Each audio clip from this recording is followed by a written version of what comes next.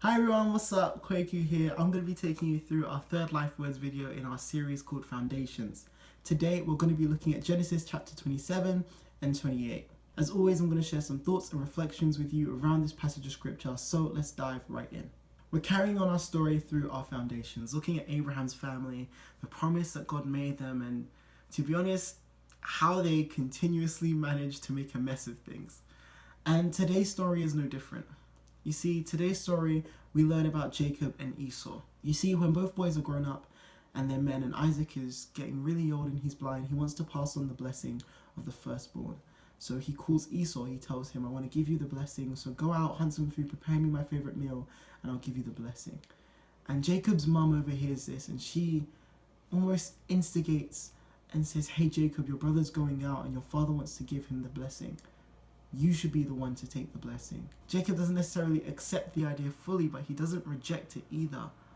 So he goes on and he begins to deceive Isaac into thinking that he's Esau. And so Isaac gives the blessing of the firstborn to Jacob. Now Esau comes home and Isaac realizes what he's done, and he's afraid and he's trembling and he's worried and he's sad. And Esau is enraged, saying that he wants to kill his brother, he wants to get rid of him. He runs away from home, taking his belongings, because Esau is so angry with him. And then we carry on the story in Genesis chapter 28 with Jacob being on the run, and he has a vision. You see, God gives Jacob a vision of a staircase going up to heaven. We see God repeat the same promise that was given to Abraham to Jacob, saying that I'm going to make you a father of many nations, your family is going to fill the whole world, and through your family the world's going to be blessed. And that's where we leave off. So we have a story about a guy who's deceptive, deceives his brother with his mother's help, deceives his father, steals something that doesn't belong to him, but God is still willing to use him in his rescue plan to save humanity. Despite all the deception we see in the beginning, God goes on to use him in a great way. Now Amy's going to cover more of that side of the story, and I'm just going to give you a few things to take away from today's video, what we've looked at in these passages. The first thing is not to cut corners. You see, it's not up to you to take the reins. If God's revealed something to you about your life or the calling or your purpose, it's not up to you to take the reins and go about doing things your own way. That's how we ended up in this situation in the first place, as we're looking at in Genesis. God tells man to do something and we think, God's way's too long, I don't want to wait for that, I want to do things my way. We do what the world does. Instead of putting other people and God first, we put ourselves first. We're willing to cut corners, we're willing to cheat, we're willing to betray our brothers and sisters, our friends and family, just so we can get what we want. Can I encourage you that that's not the way God tells us to live? We're supposed to be selfless. We're supposed to love one another. We're supposed to help each other. We're not meant to be jealous of each other.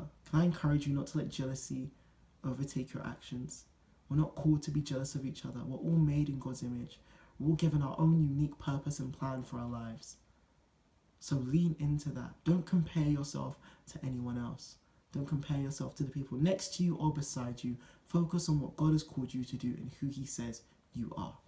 The funny thing about that though is that it's hard to do that when the people around you are encouraging you to do what you shouldn't. Jacob's own mother is a big reason as to why Jacob went along and deceived Esau. You see, Jacob was fine with the idea. He was just scared he wasn't going to get away with it. Jacob's mum encourages him that he can get away with it. She's going to make things all fine for him. Who are you listening to?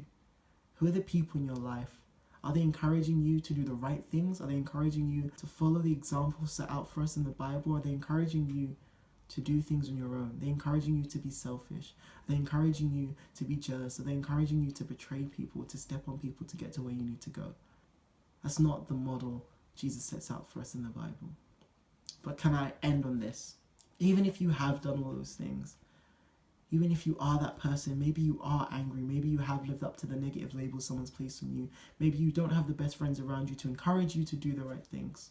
Can I encourage you that God is still more than willing to use you? You see, in Genesis 28, when God gives Jacob this vision, you have to understand all the bad things he's done up until this point. God still looks at Jacob and says, I'm still going to use you to bless this world, and I'm going to bless you by doing it.